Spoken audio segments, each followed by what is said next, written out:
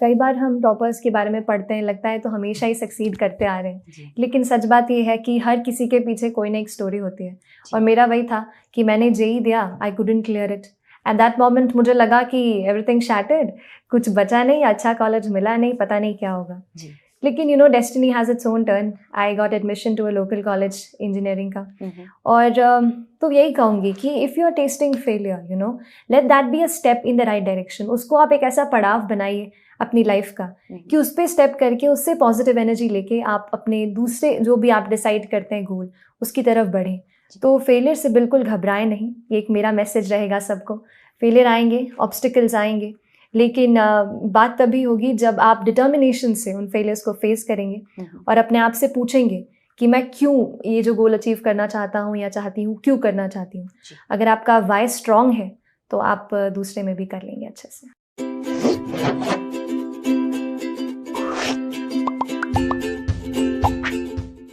If you have the determination, then you can get whatever you set your heart on. This is something जो आज की हमारी topper believes in. Hi everyone, welcome to Chamomile Tea with Toppers, an initiative by Unacademy. I'm Fiona, and today हम जिस topper से मिलने वाले हैं, उन्होंने अपने चाइल्डहुड ड्रीम को इस यूपीएससी सीएससी जैसे कम्पिटिटिव एग्जाम को सिर्फ क्लियर ही नहीं किया है, but she is also manage to be the topper in the women candidates and also an all India rank 5. Everyone, let's welcome Shrishti Jayan Deshmukh. Hi Shrishti, welcome to the show. Thank you so much. So first of all, Shrishti, it gives me immense pleasure. Like actually, जब भी कोई female toppers आते हैं इस show में, it just makes me feel so nice. And आपके लिए we have had so many aspirants who've written that they see you as a role model and they really wanted to have you on this show. So thank you for finally making time to come here. It's my pleasure to be here, and it feels good to connect with all the audience. Thank you so much. Great. So I have seen actually past में मैं आपके काफी videos and the write-ups that I'm reading also, I have seen कि आप actually बहुत सारे aspirants को help कर रहे हो with whatever knowledge that you can share as of now before you go away to the academy. True. So a little bit about this entire journey. I know it's been a long journey, but it's also the first attempt that you gave for this exam and you managed to clear it with an outstanding result. तो थोड़ा हमें बताइए about this journey. Talking about this journey, I'll say that when I came to the second year of my college, it was then I started contemplating exactly what career I want to really step into. And then there was a childhood dream somewhere, I might have read somewhere, I might have listened to it, कि you have to become an IAS officer, ऐसा कुछ था. तो फिर college में आके उस dream को मैंने कहा इसको आगे बढ़ाते हैं. I started reading about it, कैसे पढ़ाई होती है, क्या नोट्स होते हैं. I could not go to Delhi while I was in the college. तो फिर मैंने कहा कि नहीं, यहीं से पढ़ाई शुरू करती हूँ. तो जो भी मुझे वहाँ क्लासेस मिली, जो भी ऑनलाइन मुझे मिला कंटेंट, वहाँ से मैंने प्रिपेयर करना शुरू किया. कई सारे टॉपर्स का वीडियो मैं भी देखती थी कि क्या पढ़ते हैं, क्या इंपॉर्टेंट होता है, तो उनसे सीखती थी. ऐसा सीख के 1-2 साल पढ़ के अटेम्प्ट दिया अपना लास्ट ईयर, और लास्ट ईयर मैंने ग्रेजुएशन अपना कंप्लीट किया. And with God's grace I have been able to clear it. तो इसके बारे में this is one thing actually मैंने बहुत सारे आपकी इंटरव्यूज देखे हैं. One thing which always comes across कि you have this sense of positivity around you, and मैंने देखा है कि you are quite interested in yoga meditation as well. तो उसके बारे में आप क्या बताओगे? बिकॉज ऐसे बहुत एस्पिरेंट्स जैसे ऐसे कम्पिटिटिव एग्जाम्स में उनका एक मेंटल कंडीशन उसको बिल्ड करना is also very difficult, because again this is an exam of constant perseverance and also hard, continuously चलते रहता है. तो उस state of mind को build करने के लिए what would you suggest? What should they do? Yes, state of mind जैसा आपने कहा equally important है. We focus on material, we focus on test, we take all the material that's there, we just want to leave and just don't want to leave anything. लेकिन हम ये शायद भूल जाते हैं कि हमारा mental preparation भी equally important है.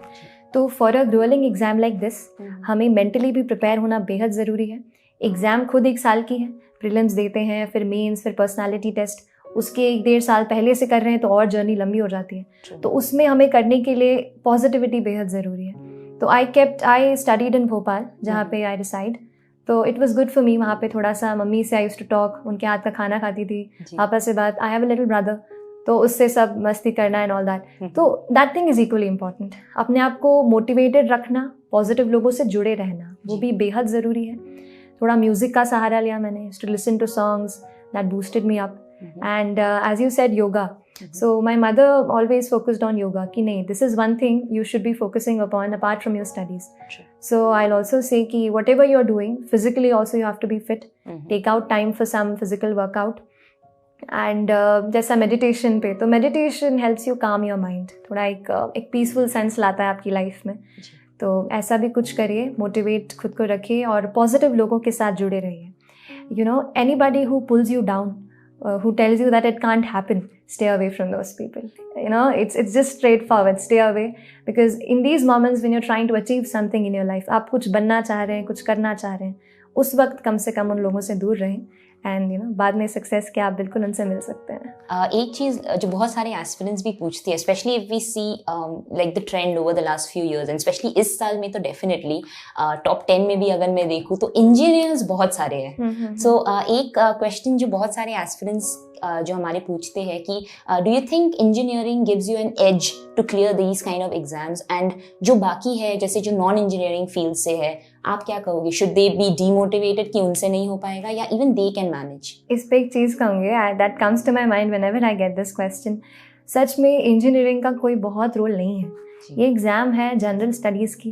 You have to study history, geography, international relation, internal security, environment. So, and science and technology is a little part. So, engineering as such really does not help. अब ऐसा क्यों हो रहा है? मुझे ऐसा लगता है इन जनरल इंडिया में अभी इंजीनियरिंग बहुत लोग ले चुके हैं. So you know the proportion of people who are there as engineers वो ज़्यादा है. उस कारण से शायद रिजल्ट्स आ रहे हैं. वो एक चीज़ हो सकती है. People who have taken other backgrounds, who have taken humanities, I thought that they had an edge when I was studying. क्योंकि ये लगता है ना कि कोई ग्रेजुएशन में हिस्ट्री पढ़ रहे हैं, सोशियोलॉजी पढ़ रहे हैं, तो वो अपना यहाँ पे कर सकते हैं. पर एक लास्ट में इस चीज़ के लिए क्या कहूँगी कि यूपीएससी इतना स्पेशल एग्जाम है कि you coming, you are dancer और यू आर एन इंजीनियर और you are a literature graduate, you know you will have to study.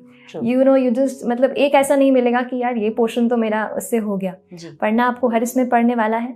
एक लेवल प्लेइंग फील्ड है यूपीएससी का. तो कुछ भी मन में ऐसा लेके ना चलें कि ये लिया है तो नहीं होगा या नहीं. It all depends on your hard work. उसके एक बार डिसाइड करने के बाद आप कैसे पढ़ते हैं, that plays a huge role. Graduation तो आप कुछ भी कर सकते हैं. यूपीएससी प्रिपरेशन का सबसे बड़ा चैलेंज है ये समझना कि एग्जाम पॉइंट ऑफ व्यू से क्या रेलेवेंट है और क्या नहीं. इसी में यूपीएससी एस्पायरेंट्स की मदद के लिए मैं पिछले 10 सालों से एक वेबसाइट और यूट्यूब चैनल चला रहा हूँ. यूपीएससी प्रीलिम्स पे मेरी किताब अमेजॉन के टॉप 100 बेस्ट सेलर्स में है. मेरा सालों से इकोनॉमी पढ़ाने का एक्सपीरियंस और यूपीएससी एग्जाम के बदलते ट्रेंड एनालिसिस के जरिए मैं आपको सफलता की ओर ले जाऊंगा. मेरा नाम है मृणाल पटेल. मैं अनअकैडमी प्लस पे लाइव पढ़ाता हूँ. तो उसी पे एक पार्ट जो आती है हमारे प्रीलिम्स के टाइम में, there is a CSAT papers. तो इस पे बहुत एस्पिरेंट्स का ये मानना होता है कि क्योंकि इंजीनियर्स के लिए वे इजियर होता है सीसैट को क्लियर करना, एंड बहुत ऐसे होते हैं जिनके लिए मैथ्स दूर दूर तक यू नो उनकी अच्छी दोस्ती नहीं है उससे. सो उनके लिए आप क्या कहोगे फॉर कंप्लीट बिगिनर्स, अगर वो सीसैट की तैयारी भी कर रहे हैं and they didn't have maths in you know their graduation, तो वो कैसे तैयारी कर सकते हैं, and what are the maybe some of those topics या चैप्टर्स व्हिच डेफिनेटली उनको उस पे ध्यान देना चाहिए? राइट. सीसैट की बात पूछी, आई विल शेयर कि I was also not good in maths. Okay. Like maths was not my friend. Maths didn't like me. I tried to like it but it didn't. Okay. तो कैसे tackle करना है? CSAT का ये कहूँगी, first good thing for you, anybody who's a beginner in maths and नहीं जम रहा है, it's a qualifying paper. You know, आपको उसमें पूरे के पूरे नंबर नहीं लाने हैं, सारे क्वेश्चन अटेम्प्ट नहीं करने हैं. तो स्मार्ट स्ट्रैटेजी बनाइए. You have to just get about I think 66-70 इतना मार्क्स लाना है. Aim for 100, aim for something like that. Topics का बोलूँ तो मुझे भी थोड़ा मैथ्स का वो था, तो I focused on the comprehension part. English comprehension पूछते हैं, तो आई attempted that in the paper. पहले मैंने वो क्वेश्चंस किए इंग्लिश वाले और लैंग्वेज वाले, वो कर लिए, तो आई नो कि हाँ वहाँ पे मुझे मार्क्स मिल जाएंगे. उसके बाद भी very selective while you are attempting the paper. जो क्वेश्चंस लग रहे हैं यार ये फटाक से हो सकता है, उनको आप जल्दी से अटेम्प्ट कर लीजिए. तो पेपर अटेम्प्टिंग पे वर्क कीजिए. हमेशा हम ऐसा नहीं कर सकते, you know we are not encyclopedias, हम हर चीज़ पढ़ के नहीं जा सकते. तो थोड़ा सा स्मार्ट स्ट्रैटेजी बनाइए. आई डिड दिस, पहले इंग्लिश कॉम्प्रीहेंशन कर लिया, फिर आई न्यू कि हाँ I had this 15-20 questions with me. फिर मैंने मैथ सेक्शन अटेम्प्ट किया, वहाँ पे जो इजी लगा वो किया. अनदर थिंग एक कहूँगी कि सीसैट जो पूछा जाता है मैथ्स, उसमें 10th तक का मैथ्स है. अभी इस साल और लास्ट ईयर का हाँ मैं कहूँगी कि थोड़ा सीसैट का लेवल हाई हो गया है. बट विथ रेगुलर प्रैक्टिस आप कर सकते हो। जैसे मैं संडेज़ को ऐसे लिखती थी, वैसे आप संडेज़ को कुछ सीसैट का 1 आवर आप निकाल लीजिए और उस दिन आप पक्के से सीसैट प्रैक्टिस कर लीजिए। कई बार हम इग्नोर करते हैं, किसी चीज़ से डरते हैं तो उनसे भागते हैं, उनसे भागिए मत। जो आपको डर लग रहा है जिस चीज़ का, उसको ज़्यादा फेस कीजिए, be familiar with that topic, और संडे टू संडे की प्रैक्टिसिंग आई थिंक हो जाएगा, इतना टफ नहीं है। तो सृष्टि, हमने सीसैट के बारे में तो बात किया, प्रीलिम्स की जो जीएस पेपर्स होते हैं उसके बारे में भी बात करते हैं, बिकॉज जैसे कि आपका भी फर्स्ट अटेम्प्ट था और बहुत सारे ऐसे एस्पिरेंट्स हैं जो कंप्लीट बिगिनर्स हैं, तो उनके लिए the syllabus itself becomes very difficult to understand कि उसको डीकोड कैसे करें, कि क्या पढ़ना है, नहीं पढ़ना है, कितना पढ़ना है। Because I did read somewhere कि आपने भी मेंशन किया था, because online learning has made it very easy, but also बहुत ज्यादा डिस्ट्रैक्शंस आ जाते हैं, so you don't know where to stop. तो उसके लिए आप क्या बताओगे हमारे एस्पिरेंट्स को, how should they go on with the studies, syllabus को कैसे डिकोड कर सकते हैं, what would be the pointers? Okay, like I always say, syllabus is the thing, that's the basic thing and the ultimate. It's your guide. From the first day of your preparation till the day of your interview, आपको अपना syllabus अपने सामने रखना ही है। Coming to decoding the syllabus, तो prelims का if you see the syllabus काफ़ी कम है, 5 to 6 lines में they just end it up. Mains is a thing जो बहुत अच्छे से डिटेल में उन्होंने किया हुआ है, बताया हुआ है UPSC ने। Coming to the prelim syllabus, 4 phases में आप बांट सकते हैं। जैसे you can start with the newspapers, वो एक डायनामिक पार्ट कवर करता है, कोई भी चीज़ हो। जैसे इकोनॉमी में है, इकोनॉमी में स्टैटिक हमने पढ़ लिया कि रेपो रेट क्या होता है, next day you find it in the newspaper कि इट हैज़ बिन इंक्रीज्ड और रिड्यूस्ड, तो उसका क्या इम्पैक्ट है वो आप करंट से कवर कर सकते हैं। तो आप अपनी प्रिपरेशन स्टैटिक प्लस करंट दोनों को मिला के करिए, that is the first thing I like to tell. दूसरा, सिलेबस के लिए NCRTs are also equally important. वो आपकी बेस बुक्स हैं, कोई भी आप स्टैंडर्ड बुक पिक करते हैं उसके पहले आप NCRTs अच्छे से पढ़ लीजिए एंड गेट एन आइडिया। कई बार हमको हिस्ट्री बहुत अच्छी लगती है तो वो हिस्ट्री को जल्दी से कवर कर लेते हैं, लेकिन मुझे हिस्ट्री इतनी अच्छी नहीं लगती थी, I took a lot of time उसमें। तो ऐसे अपने हिसाब से आप एक अपना टाइम टेबल बनाइए and NCRTs, newspapers, then standard books, उनको भी कवर करना है। ज़्यादा मल्टीप्लाइड सोर्सेज नहीं रखने हैं। अगर अभी कन्फ्यूजन होता है कि यार ये आने वाला है नहीं आने वाला है, तो आपका एक गाइड और है, वो है प्रीवियस ईयर पेपर्स। उनको देखते रहिए, किस प्रकार के क्वेश्चंस पूछे जा रहे हैं, क्या ट्रेंड है, उसको खुद ही एनालाइज करिए। ये एग्ज़ाम ज़रूरी नहीं है आप बहुत बड़ी कोचिंग्स के टेस्ट लगाएं या कुछ ऐसा अलग करें। आप खुद भी अपने लेवल पर इस एग्ज़ाम को समझ के पढ़ सकते हैं। तो पहले तो फियर हटा दें इस एग्ज़ाम का कि इतनी बड़ी कंपटीशन है, ये है। मैं कहूँगी फॉर्म बहुत लोग भरते हैं, कंपटीशन वैसे लगता है, लेकिन सीरियसली में बहुत कम लोग प्रिपेयर करते हैं। तो आपका कंपटीशन उन सब लोगों से नहीं है जो फॉर्म भर रहे हैं, आपका कंपटीशन उन केवल सीरियस कैंडिडेट से है, लिमिटेड, जो सच में इसका पढ़ रहे हैं। तो you can at your own level find out from the papers, go through the NCRTs, read the standard books और फिर आंसर राइटिंग एंड टेस्ट ये लगा सकते हैं। परफेक्ट। तो सृष्टि, जैसे कि आप प्रिपरेशन के बारे में ही आपने बताया, तो क्या आप ज़रा हमारे एस्पिरेंट्स को ये भी बता सको कि से फॉर प्रीलिम्स, मेंस के लिए भी, बट प्रीलिम्स के लिए फॉर नाउ, एग्जैक्टली रिसोर्सेज आपने क्या यूज़ किए थे for the different papers? Okay, for prelims I started with the NCRTs, as I said, वो पूरा बेस्ड रहेगा। मैंने अपना प्रिपरेशन ज़्यादा डिवाइड नहीं किया टुवर्ड्स प्री और mains, I kept it an integrated one. जैसे जैसे प्री पास आता गया, जैसे फ्रॉम February ऑनवर्ड्स, फिर मैंने कम्प्लीटली ओरिएंट कर दिया था टुवर्ड्स प्री। उसके पहले मैंने प्री मेंस दोनों साथ में लेके चली। Still for the sources, for polity section I read the M. Lakshmikant book, who is the author. For economy, I read Mr. Ramesh Singh's book. Then I referred extensively to the government documents. जैसे नीति आयोग का action agenda है, these authentic documents are really important. कुछ वहाँ से keywords pick करके भी UPSC सवाल पूछ लेते हैं, तो keep a track on that. Newspapers was the basic source. Coming to history, modern Indian history के लिए I refer to the spectrum book by mister Rajiv Ahir. Then for the ancient and medieval history, for the ancient history, I read the Tamil Nadu textbook class 11th. Okay. For medieval history, I only referred to the NCRTs. Okay. For the Indian culture part, I read the book of Nitin Singhania, Art and Culture, and also referred to the CCRT website. Coming to geography, I read the base book of G.C. Leong, which is there.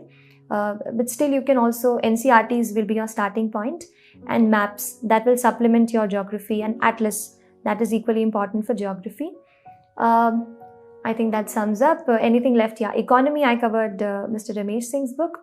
I think that's all. Perfect. And science and tech के लिए specifically कुछ Oh extra? yes, science and tech के लिए no. I did not refer to any book. I think science and tech अगर UPSC asks, then it is related to your current what's happening, what's dynamic. So you know, keep a tab on your newspapers. अगर वहाँ पे कोई लगता है, you know, sometimes कोई question आ गया कि there's this RNA protein thing or anything Cas9 as it was asked in the prelims paper this year.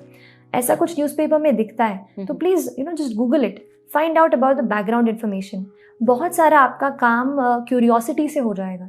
अगर आप कुछ पढ़ रहे हैं और आपको लग रहा है कि यार इसका बैकग्राउंड मुझे नहीं पता है, तो वहीं पे just Google it, find out उसके पीछे क्या है, वो पोर्शन आपको वहाँ मिल जाएगा. Just make your own short notes and your covered. So you don't need to run towards new books, कुछ नया मटेरियल, कुछ नहीं. आप खुद अपना मटेरियल बना सकते हैं. Just be a little curious. Perfect. So curiosity is very important यहाँ पे. तो एक चीज़ जो मैं आपसे पूछना चाहूँगी सृष्टि, क्योंकि आपने एनसीईआरटी भी मेंशन किया, सो बहुत सारे एस्पिरेंट्स के दो मेजर यू नो डाउट रहते हैं. एक तो ये कि भाई ओल्ड एनसीईआरटी या न्यू एनसीईआरटी, और एक है कि इज इट नेसेसरी 6 to 12 की पूरी एनसीईआरटी कंप्लीट करें या 9 to 12 या 11-12 is suffice. You know, there are about 800 students have cracked this exam. And they'll have 800 ways to do it. True. So I'll tell mine, क्योंकि रास्ते अलग अलग हैं. थोड़ा मैं अपना बता देती हूँ. मैंने ये किया कि I refer to only new NCERTs. Old I did not refer. Then coming to the standard, I started from 6th. Because थोड़ा मुझे बेस नहीं आ रहा था क्या है, थोड़ा साइंस की तरफ हो गया था तो भूल गए थे. तो I started from 6th, but only social science. I did not read science. 6 to 12 केवल सोशल स्टडीज़ की मैंने रेफर की. And please focus on the NCERTs from 9 to 12. वहाँ पे थोड़ा फोकस बढ़ा सकते हैं, पर रीडिंग आप पूरा करो 6 to 12. That is my take. Perfect. तो प्रीलिम्स के बारे में तो आपसे बातें हो गई. अब क्योंकि ऑब्वियसली इस साल की प्रीलिम्स भी हो चुकी है, लोग सभी अपने मेंस की तैयारी में लगे हुए रहेंगे. So this time from prelims to mains बहुत लोगों के लिए एक क्विज रहता है कि भाई अब क्या करें प्रीलिम्स की मेंस के बीच. अ लॉट ऑफ पीपल यही सोचते they end up wasting a lot of time. तो आप हमें बताइए ये प्रीलिम्स की मेंस के टाइम का जर्नी जो था उसमें आप क्या कर रहे थे, and how did you divide your time for your preparation? Yes, ये बहुत इंपॉर्टेंट क्वेश्चन भी है और टाइम भी है. हमें कुछ 3-4 months 3.5 months मिलते हैं. अराउंड हाफ मंथ हम इसमें वेस्ट कर देते हैं कई बार कि कट ऑफ क्या जाएगा और क्या हम सिलेक्ट हो रहे हैं या नहीं. तो ये अगर आपके साथ कन्फ्यूजन है स्टूडेंट्स के साथ, please don't waste your time. That will be my thing. मैंने भी थोड़ा वेस्ट किया था, पर based on experience I will say कोई आउटपुट नहीं मिलता है. जो कट ऑफ जाएगा वही जाएगा. We can not change it. So whatever you have done, analyse your paper little bit, but keep it away. Take a break of 1 week, thoda freshen yourself up, and then when you start, focus extensively on answer writing. Now is the part, and revision. जितना पढ़ना था थोड़ा हम brush-up अभी कर सकते हैं. जैसे हमने कुछ टॉपिक्स ऐसे हैं जैसे केवल मेंस में आते हैं. You have internal security, ethics, a full paper 250 marks that we haven't read for a long time क्योंकि हम प्री के प्रिपरेशन में बिजी होते हैं. तो उन टॉपिक्स को आप पिक कीजिए. ऑप्शनल हमारा एक ऐसा पार्ट है. एक ये चीज़ कहूँगी, हम जीएस पढ़ के बोर हो गए होते हैं प्रीलिम्स के लिए अब 2-3 महीने से. तो आप ऑप्शनल से शुरू कर सकते हैं. ऑप्शनल को आप लिमिटेड एक सिलेक्टेड टाइम दीजिए. मैंने पहले ऑप्शनल किया, then I picked up my general studies paper. पर यहाँ पे आप केवल ये मत सोचिए कि यू नो टेस्ट में क्या आ रहा है. थोड़ा अपने दिमाग से भी, if something you know there is a topic of जजेस इम्पीचमेंट कहीं पे था, that was and it was asked in this exam. ऐसा ही कुछ अगर आपको न्यूज़पेपर में मिलता है कि यू नो ये इंपॉर्टेंट लग रहा है, तो just note it down and frame your own question and answer on it. खुद के बेसिस पे भी थोड़ा प्रीएम्प्ट करने की कोशिश कीजिए कि क्या पूछा जा सकता है. उन एरियाज पे भी ज़्यादा फोकस करो.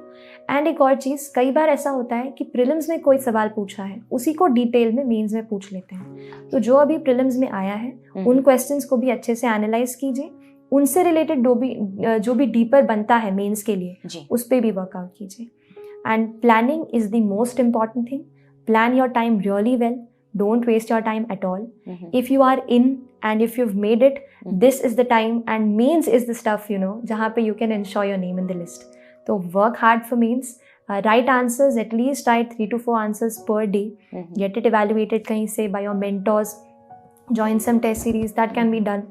So keep yourself disciplined and use every second of yours.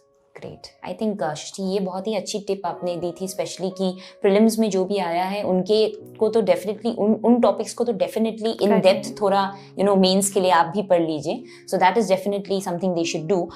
एक चीज जब आपने मेंशन किया that just brought back that question to me, आपने बताया कि नोट डाउन कर लेना जो इम्पोर्टेंट लगे. तो note making, as you must also be knowing, is a very important part of this entire preparation. तो नोट मेकिंग के लिए if you could share some tips और you could just tell all our aspirants कि आप note making कैसे करते थे. Right. Note making मेरे साथ ऐसा था, किसी के नोट्स मैं पढ़ती थी, इतना समझ में नहीं आता था. खुद के नोट्स में when we write in our own handwriting and we have processed that information, तो रिविजन भी ईजी हो जाता है. इसीलिए मैंने खुद के नोट्स पे फोकस किया. एडिटोरियल सेक्शन था, स्पेशली उसको नोट डाउन करती थी. एक टिप कि make your notes in plain A4 size sheet papers, because वहाँ पे we have to write in plain sheets, you not going to get rule pages. तो let's practice from here. I made my notes there, point format में लिखती थी, और depending on the demand. कई बार ऐसा होता है कि न्यूज़पेपर में कोई स्टेटमेंट रहता है विच यू फील यार this statement can be directly quoted in my answer as a conclusion और एन इंट्रोडक्शन.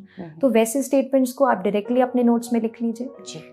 एक और चीज़ कर सकते हैं आप, कहीं पे डेटा आपको मिलता है न्यूज़पेपर में कि 50% of Indian population has done anything, we get such data. This data can substantiate your argument in your answer. तो इस डेटा को अलग से आप एक नोटबुक में नोट कर लो, और जब भी आप उसका आंसर लिख रहे हो, कोट दैट डेटा वहाँ पे, practice it in your answers. And when you add to your notes, कुछ भी नया जब आप लिख रहे हो तो बस थोड़ा सा पेजेस पलटा के पीछे देख लीजिए कि क्या लिखा है. हर दिन पूरा नहीं पढ़ना है, but even if you glance through those notes, वो थोड़ा आपके दिमाग में रहेगा, वो that will help you in revision. तो don't take shortcuts, make your notes, that will increase your comprehension of the topic. And I have observed कि जितना ऑर्गेनाइज्ड हमारे नोट्स होते हैं, उतने अच्छे और ऑर्गेनाइज्ड हमारे आंसर्स हो जाते हैं. तो focus on that. Great. So organize your notes. That will organize your answer, and that will get you a rank, hopefully. Yeah. Great. So सृष्टि, एक चीज मुझे बताइए, since आप इतना detailed information दे रहे हो सब कुछ में, I just want to know कि सृष्टि as a person आप कैसे हो? Are you like an introvert? बहुत ही restricted लोगों से आप मिलते हो, या are you an extrovert? You like to just socialize, meet people, more of an adventure junkie? कैसे हो आप like in your day-to-day life? When I started in school, I was an extrovert, meeting with people, doing all the stuff. Okay. When I came to the college and I stepped into this preparation, I made a shell around me. Okay. Nahi, ab thoda sa, you have to focus on it. I could not connect and did not connect with a lot of my friends. So this was a transition that I made. But in the past 2 months after my result, I have been connecting with so many people. So things are changing for me. So I'm in a kind of a transition state. I didn't like to speak so much, but now I'm getting an opportunity to speak so much. So it's like a transition phase for me right now. Great. So with the prelims done and the mains about to come, you've also explained कि this entire phase में आप क्या कर रहे थे. Let's go back to mains because अब mains आने वाला है. आपने already प्रीलिम्स में हमें रिसोर्सेज तो बताए आपने क्या यूज किए थे. मेंस के लिए if you can tell us कि if you used anything different और anything additional to what you were using for prelims, mains के लिए सोर्सेज क्या थे आपके? ओके, सो जो टॉपिक्स हमारे प्री में आ चुके हैं जनरल स्टडीज़ के, वो तो उसके सोर्सेज सेम रहेंगे, but there are other topics like in paper 1 you have world history. उसके लिए you will have to read another book. The World War I and World War II part, I read from Norman Louis. I made my own notes out of it. And either you have some material notes available, you can read it from there. The rest part of world history. Then, in paper 2, which is a lot with polity and international relations. तो उसके लिए कुछ भी, जैसे there's a website of PRS Legislative Research. They make summaries of the acts that are there or the bills that are there. So I used to go there and go to that website, find out what's there, get a printout, anything, you just have to read it. Then there are reports of different committees that are formed. You can access it from there. So current पे ज़्यादा मैंने फिर focus करना शुरू किया. Current से derive करके जो भी टॉपिक्स मुझे लग रहे थे उन पे फोकस किया. इंटरनेशनल रिलेशंस के लिए आप the official website of ministry of external affairs, वहाँ पे you'll get you know who's coming, who you know great personality or maybe a leader of some nation is coming to our country. तो वहाँ से देखिए उस country का क्या background है, वैसे एक्सेस कीजिए. Coming now directly to general studies paper 4, ethics के लिए मैंने पहले अपना एक definitions part, lexicon is a book, वहाँ से थोड़ा सा मैंने definitions I read it from there. उसके ऊपर फिर I used to practice a lot of case studies. तो केस स्टडीज़ की कोई भी बुक आप ले सकते हैं, जो only for case studies you can take a book. वहाँ पे you can practice it every alternate day और whenever you are studying ethics. और थोड़ा प्रैक्टिकल रखने हैं अपने आंसर्स एथिक्स में. एथिक्स में मेरे ख्याल से you know I will tell my thing, I was expecting least marks in ethics, but I got maximum in it out of my 4. True. So it's unpredictable. करना मेरे ख्याल से बस इतना है कि एथिक्स को ये थोड़ा डिटेल में बताती हूँ. इसके 2 पोर्शंस होते हैं पेपर के. The part 1 is about definitions, they will give you a quotation and you have to explain it. The second part is the case studies. Now case studies is something जहाँ पे काफ़ी चीज़ें repeat होंगी और चीज़ें ऐसी हैं जैसे they want to test your quality like integrity, honesty, compassion. So whenever you are attempting a case study, mention it there, you know, ki if this action is taken, this quality is something which I'll be showing. Mention it in your answers pretty well.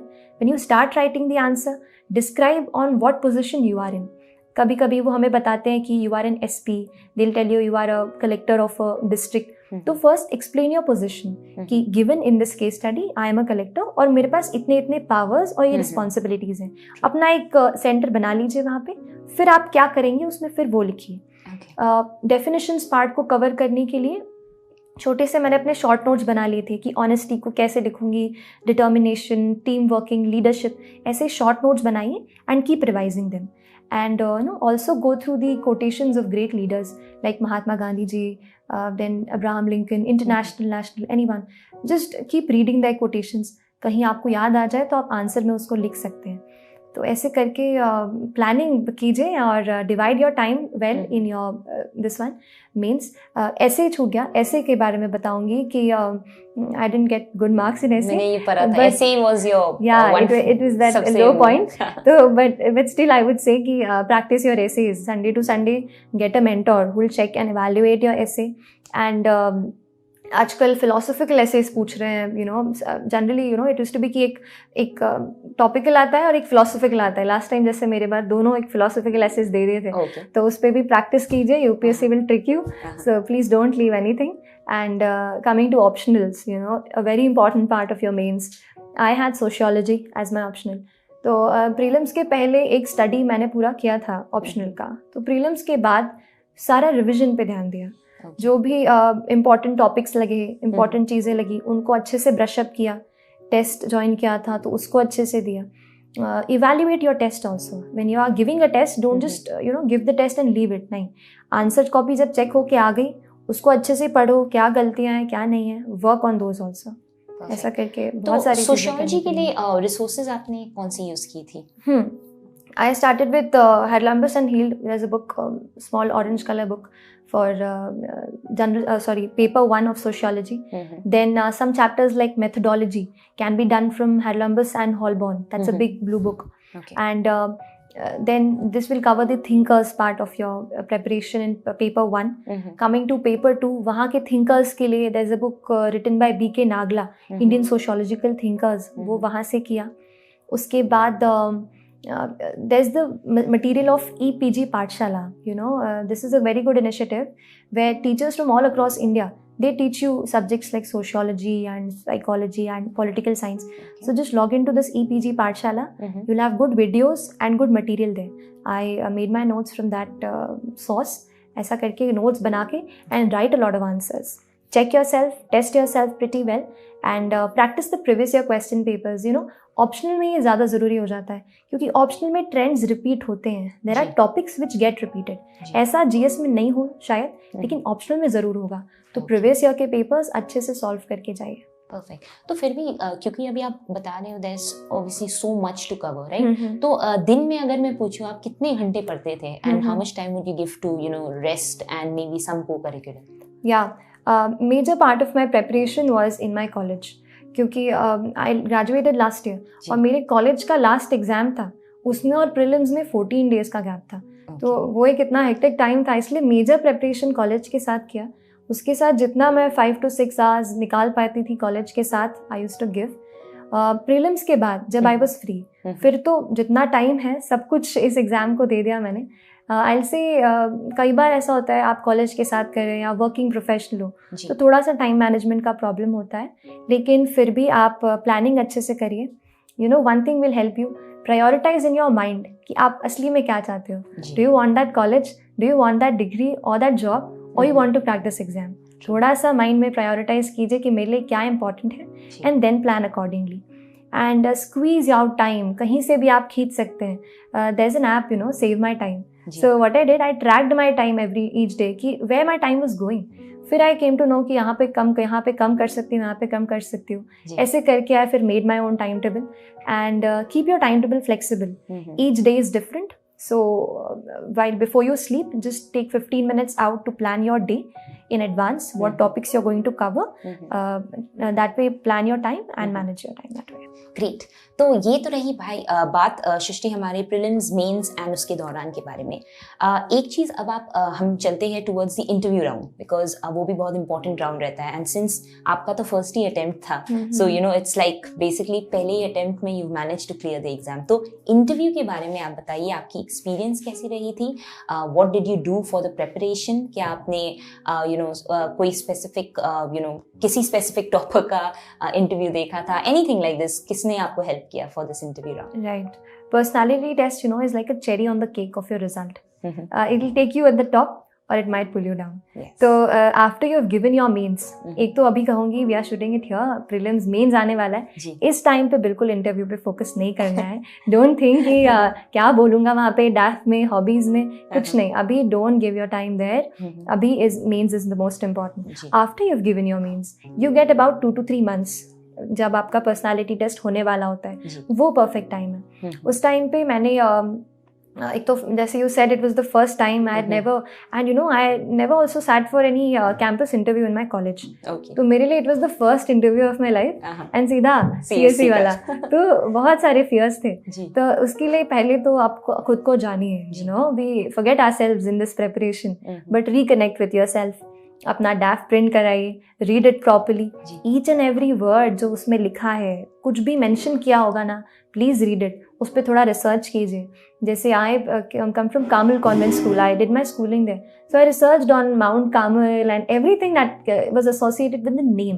तो ऐसा कुछ भी आप prepare कर रहे हो, लिख रहे हो, उसको प्रिपेयर अच्छे से करो। That's the first part of your preparation. Second, you know, work on how you speak and how you express yourself. We are into writing and learning. Speaking हम ज़्यादा करते नहीं हैं, you know, but in front of your mirror, just see how you are speaking. Just rehearse some answers. कुछ questions हो सकता है, you know, it's like very basic, like why do you want to join the civil service? This is a very common question that can come. तो ऐसे questions पे अपने answers ready रखिए कि मैं क्या बोलने वाला हूँ या वाली हूँ। रिहर्स कीजिए। मैं रिहर्स करती थी मिरर के सामने खड़े होके। And the third part of in personality test preparation is the mock interview. Like for me, I had not given any interview, so for me it was very important कि मैं थोड़ा comfortable हो जाऊँ किसी के भी सामने आंसर देने में। तो I took up inter mock interviews, I went to Delhi for that. जो भी मुझे इंस्टीट्यूट के मॉक इंटरव्यूज़ मिले, आई सैट फॉर दैट। उसमें ये भी होता है कि हमारे कुछ वीकनेस होते हैं, कुछ तरीके में हम क्वेश्चंस हैंडल नहीं कर पाते, तो हमें समझ आ जाता है। They tell you, they give you the feedback, तो there you can learn that. तो ऐसे करके prepare your DAF, work on your speaking and give mock interviews. This 3-phase preparation will be good for the personality test. Perfect. So ये है भाई 3 success mantras for your personality test preparation, which you should definitely do before your interview round. Yes. Great. तो अब तो actually हमने सारे ही rounds के बारे में बात कर लिए। अब ये भी समझ में आ गया कि आपने अपनी preparation कैसे की थी। We also got to know a little bit about in the past why did you want to take up civil services, yes, and क्या थे आपकी experiences. Yes. अब now because you know that you've achieved that rank, you know that very soon you will be an officer. So उस पे like I just want to know from you कि what is that one thing, अगर अभी आगे चल के अगर आपको एक ऑप्शन मिला to make a change in our country or the system, yes, what would be that one thing you would like to do? I read sociology. तो उसमें I read one thing कि changes in the society don't happen overnight. They take time. So and I have lots of things in my mind. मतलब while I was studying ये पढ़ती थी कि female literacy rate is low. ये पढ़ती थी कि girl child is dropping out, she is working. तो लगता था यार यहाँ पे क्या कर सकते हैं. ऐसे करके बहुत सारे पॉइंट्स हैं. But one very basic thing which I am walking in with my mind is women empowerment. In all fronts, when I see you interviewing me, it's a symbol to me for empowerment, and I want as many women or zyada se zyada girls take a profession that you want to and study. We are in cities, we are lucky, but there are girls out there in areas of our villages, deep down in interiors of India, who don't get a chance to study, who are married off early and who face abuse. सो उन girls को लेके एक special thing है मेरे mind में कि करना है. दूसरा, for little children, children work in factories and stuff even after the laws and regulations. थोड़ा उन चिल्ड्रन को भी वो भी स्कूल में जाएं. And India is a young country, but if we are not properly trained and educated, that might be a problem for us. So my pledge would be to get the child in school and get him skilled and educated. And the last thing which I have in mind is towards the environment. We have a lot of pollution, global warming stuff. We keep reading about climate change. But how we can connect with the citizens of this country and make them, उनको stakeholder बनाएं कि आपका सच में role है climate change में, आप कर सकते हैं खुद. Because आजकल की जो millennials है, उनके साथ connect करना is also a very big task. Yes. And since we are young, हम अगर कुछ कहेंगे तो शायद वो जल्दी connect कर पाएंगे. तो ये कुछ चीज़ें हैं which I have in mind. But whatever opportunity I'll give my everything to it. Perfect. Yes. So I think Shrishti, that brings us to the end of all the questions जो हमारे aspirants की preparation के लिए थे. We just are left with one short round which is called our rapid fire round. Okay. जहाँ पे बस very simple questions आपसे पूछे जाएंगे जिसके answers आपको एक word या एक line में देनी है. And it's just a fun round to get to know more about you. Okay. ठीक है? Right. So are you ready for your questions? Okay, I'll try. Okay, perfect. So Shrishti, what is that one thing which you are most excited about these days? Meeting new people. Have you ever been arrested? No. So if you would have an option to choose a superpower for yourself, what would you like to pick? Just maybe get invisible and go to places. Find out अंदर में क्या चल रहा है. बहुत चीजें बाहर पता नहीं चलती मैम. जी. कुछ है अंदर जो पता करना है for the good of people. So if you would have an opportunity to go back in the past and किसी भी historical figure से वापस मिलने का and sit and have a discussion, who would you like to meet? When I was reading modern Indian history, I was really fascinated with the figure of Shahid Bhagat Singh. And when I read about him and फिर I bought him his book, I'm an atheist. Okay. Book I read. लगता था यार, what words, what thoughts at that moment of time. If I get a chance, you would like to meet him, really, and connect with him. He was the youth icon, and he continues to inspire us. So yes, him. So एक last question, if you get an opportunity to go back in the past and meet 15-year-old Shrishti, तो आप उनको क्या advice देते? Life को enjoy कर यार. अभी you have time when तुम tension ले सकते हो and you will have time for your career. Enjoy your life and be as much with your parents, your friends. Because when you get into a job, life tough हो जाती है और अभी लग रहा है कि यार कम टाइम बचा है. तो please connect with your family, आपके फ्रेंड्स के साथ, और बिग ड्रीम रखो. जो है ना, उसको बिग ड्रीम ही रखना क्योंकि फ्यूचर तो अच्छी होने वाली है. Great. So those were all the questions Srishti जो हमारे थे for the rapid fire round, and for all those amazing answers which you give us, we have something small here from Unacademy for you. Thank you so much. You can just keep it down. That's yeah. Fine. Perfect. So thank you for all those answers and also that in-depth knowledge that you shared for all our aspirants here. I'm sure बहुत सारे aspirants को ये help भी करने वाला होगा. Even complete new beginners जो शुरू करना चाह रहे हैं this journey and just वो एक हिचकिचाहट हो रही है कि करूँ या ना करूँ, कैसे करूँ, college में हूँ, job करूँ. So I think this is going to give them that vision to go forward. एक message I would request you to give out to all our aspirants, whoever is watching you. Since you have a wide reach and there'll be people who are watching who are giving some other exam, तो एक basic thing है यार, have a big dream and don't fear. कई बार हम middle class family से होते हैं, छोटे शहर से होते हैं, लगता है बड़ा सोचेंगे तो पता नहीं कर पाएंगे कि नहीं. लेकिन यार सच बताऊं, सोचना सबसे ज़रूरी है. सोचो, make your dream and just लग जाओ. Be determined, be very positive. There are going to be obstacles, there are going to be challenges. But let me tell you, challenges are meant to be challenged. तो कुछ भी आ जाए, डरे मत, बड़ा गोल रखिए जितना बड़ा गोल है उतनी बड़ी मेहनत होगी तो आप पक्का सक्सीड करोगे। Perfect. तो सही सोच, positivity, determination and that goal. On that note, we actually wrap up this episode. But end करने के पहले एक last चीज जो हमारे episodes में रहता है कि जो भी टॉपर हमारे यहाँ हमें मिलने आते हैं, they tag some other friend or family members of them जिन्होंने शायद CSC या किसी भी एग्जाम को टॉप किया होगा। तो आप किसे टैग करना चाहोगे? Yeah, I've topped an exam? Yeah. Okay, so I have an uncle of my mind, Ajinkya Deshmukh. He's from Mumbai. He topped the MBA exams. He was like 100 percentile. Great. So that's one person I'll tag. Perfect. So, sir, जैसे कि आपने सुना सृष्टि has tagged you, तो बहुत very soon हमारी team आपसे भी contact करेगी.